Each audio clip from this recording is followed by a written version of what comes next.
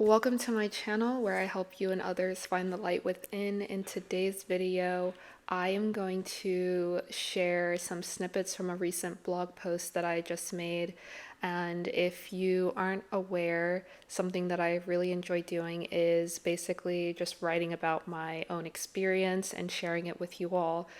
For those of you who love to read, and for those of you who don't, this is why I make the videos here, so that I can capture as many people as possible, and hopefully you guys will resonate with what I have to say. But in today's video, I want to talk about what it means to make time for yourself so that you can do and achieve the things that you've come here to do.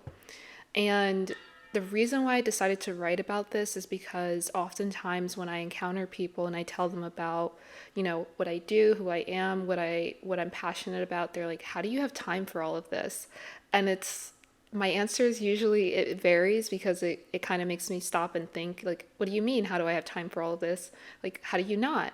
And it forces me to recognize that not everyone has the flexibility or the availability to do some of the things that I mentioned in my previous videos.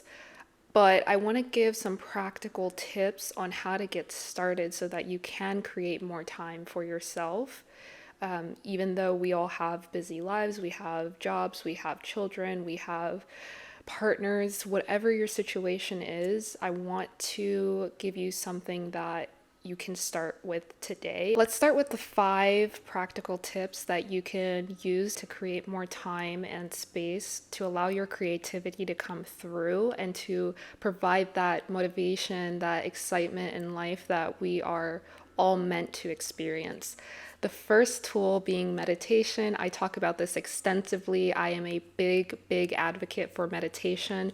Not only is it a tool used amongst many religions and many spiritual practices, but your everyday person that meditates, they are able to see the results in their day-to-day life when it comes to things such as problem solving or things such as overwhelming experiences. People who deal with anxiety find that meditating, even if it's just for 5 to 10 minutes a day, has significantly improved their outlook on life and their ability to get the things that they want done. This is a must to begin silencing the mind. It does not mean eliminating all of your thoughts, but it does mean sitting down and observing your thoughts, not your thoughts of the outside world or what someone else has told you, but think of, the things that you want to observe, which would be your own thought patterns. And while you're doing this, you'll begin to realize that you're starting to get answers and inspiration to help you throughout your day. This doesn't happen immediately after your first meditation practice, and it may not even happen within the first week of meditation. However, if you continuously do this practice in moments of discomfort and moments of uncertainty, you'll resort back to this tool and recognize how powerful it is in helping you overcome whatever challenges you might have.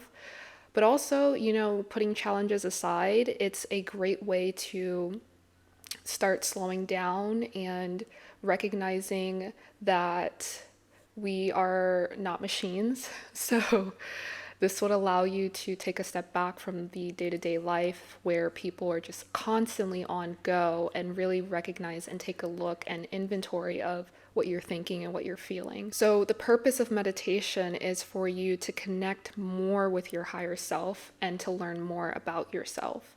So this is where I mentioned that you want to observe your own thought patterns in a setting where you're able to be still. There are many forms of meditation, and so when I say be still, I'm not meaning like literally still, but creating that intentional moment where you're deciding to observe your own thoughts. And this could look like you meditating in your car, in the shower, at work, or even taking a walk in the park. Meditation can be done anywhere at any time. It's all about the intention and you taking that moment for you. The next tool that I wrote about was food equals fuel. And a lot of the times people realize that they just don't have the energy to pursue the things that they want to do outside of, their regular job because they have to. And a lot of the times this comes back to what you're consuming. I'm going to talk a little bit more about other consumptions. However, food equals fuel. So if you are being more intentional about what you eat, you'll realize that you have more energy, more vitality to think clearly and to come up with ideas and write down your thoughts of what you would like to do, plans that you would like to go and complete. So make sure that whatever you are consuming has high nutritional value, is very low in processed foods.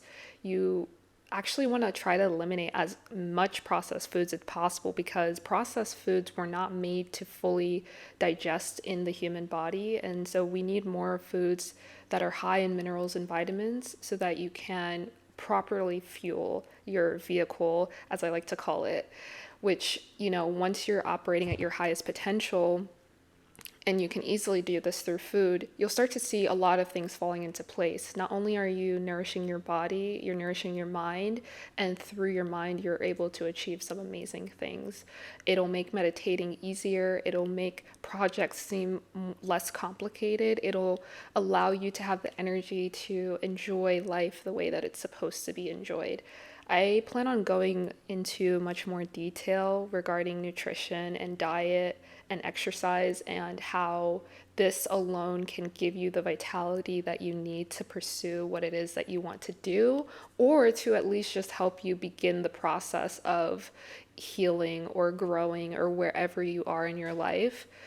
Everything does come back to how much air are you getting and how well are you eating. The next tool on the list that a lot of people have questions about, and a lot of people tend to resort to this reason as to why they don't have the time to do the things that they want to do, but it comes down to setting yourself up so that you are financially stable. We often find ourselves in this never-ending cycle of working just to pay the bills, and sometimes this leaves us depleted and not wanting to pursue our own creative desires because, again, a lot of people are just doing the jobs to get the bills paid. Although I know that this is the case for a lot of people, we can begin to work towards a space where this is no longer the case for us and then teach others how to do the same. My own personal journey, I started off as an e-commerce consultant. I started my own business selling products online, and through that channel, I was able to set myself up in a way where I was making passive income. I also took the time to learn the skills to learn passive income, but now I'm paying it forward by teaching others financial literacy and how to create that passive income or to build a business that aligns with their passion so that they never feel as though they're truly working, and this will only create more inspiration. It's like a infinity loop of inspiration when you're doing the things that you're meant to do. One great thing always leads to another. And I'm not saying that we should all quit our 9 to 5 jobs. We should actually do the opposite. We should look for work that aligns more with who we are because, unfortunately, to be honest, we live in a society where, this is a tool that's necessary for us to survive. So instead of turning it into this villainized concept, we want to turn it into something that can empower us and help us in our own personal growth. A lot of people are unaware of how to do this, so I recommend that during your meditations, you ask for insights and guidance on how to do this. And one of my favorite ways to do that is through journaling, which brings me to our next tool. This is all about journaling. So no matter where you are, just like meditation, you can pull out a piece of paper, you can pull out your phone. I like to take notes on my phone, as well as sticky pads that I just have carrying around with me, and I'm always journaling. When I have a thought or an emotion that arises and I'm not quite sure how to process it, I always write it down, and eventually over time, it'll become clear to me as to why I was feeling the way that I was feeling, or it'll become clear to me on how I can better work through the situation. I like to call this free therapy because it allows you to get your thoughts out even though you're not talking to a person. It's still so important to let your feelings out, because it can lead to suppression. And in later videos, I'll talk about what that can actually do to the body, our vessel. Suppression leads to depression, and depression leads to dis-ease. And so we want to get our thoughts and our feelings and our emotions out, even if you feel, especially if you feel as though you don't have someone you can talk to about certain things. If you can't afford therapy, which I'm hoping will change at some point in our lifetime, to where everyone can have access to the therapy that they need, you can start here. And as you begin to let your thoughts out, as you continue to meditate, as you continue to clean your body and fuel your body the proper way, and as you continue to think about more creative ways to create income or to become more self-sustainable, all of these things will begin to fall into place. You'll begin to find those connections and alignments that allow you to get things such as better therapy or better help for your healing journey. But it all starts with these simple tools that I'm giving you today.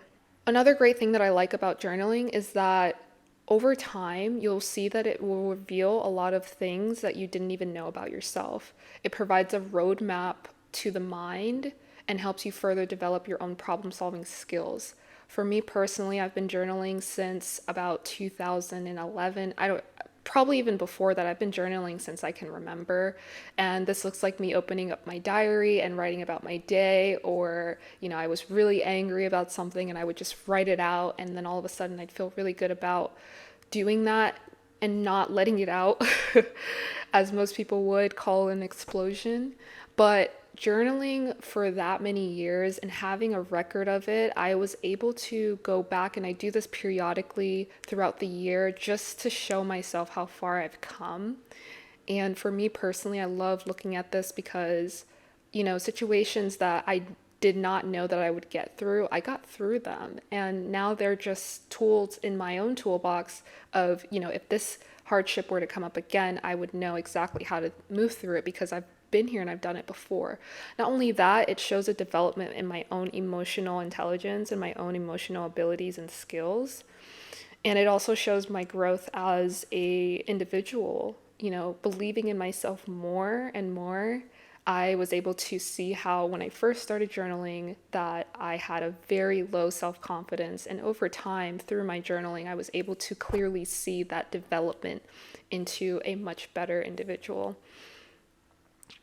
The last tool on this list that I leave you guys with, I have made several videos about it already, but this is to remove negative consumptions. The video that I'm referring to on this is called the Light Formula, and essentially what it's saying is that what you consume directly determines your experience and your reality. So that being said, you want to make sure that you are taking inventory of your consumption, such as your environment, how much nature are you getting, your live it or diet. I'd like to call it a live it because we're not dying.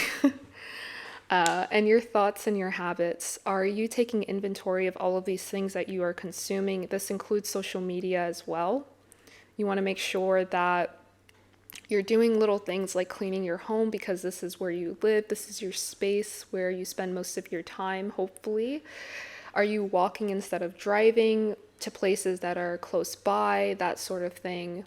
And then are you eating healthy snacks instead of junk food? And I'm not one to be like snacking is bad, because it's not. You actually should be snacking more, but on the proper things that will provide your body with the fuel it needs. So you can think of things such as nuts and fruits and those sort of things. All of this is not going to happen overnight, but with these simple tools, if you just implement this and over time create habits out of this, it'll just become your lifestyle. It'll become who you are, and you'll begin to notice that doors begin to open up for you. You'll start to notice that more and more people who come on your path are aligned with who you are and where you want to be. You'll start getting resources and messages like this one that help confirm that you're on the right path towards where you want to go. So I hope this video helps someone out there, and just know that you don't have to be stuck in this feeling of this never-ending cycle that most people are. and that there's a way out. And it starts by making these minor changes throughout your day-to-day life.